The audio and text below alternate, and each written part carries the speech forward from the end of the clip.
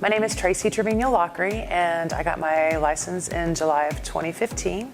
I left corporate America and jumped into this crazy real estate world.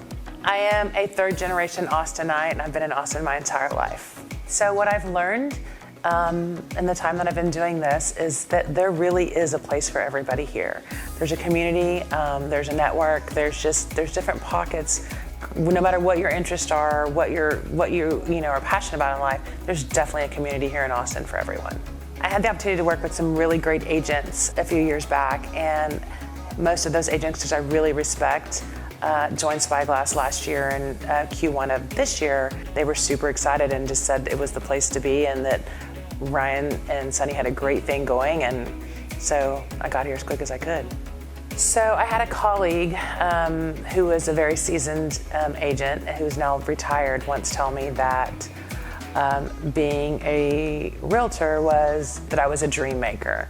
And I thought that was kind of hokey, and then he explained it to me. Being a homeowner is a dream for a lot of folks, and a lot of people don't get to achieve that dream. So having the opportunity to do that is absolutely special, and I appreciate it, and honored to take the ride and be part of the journey for my clients.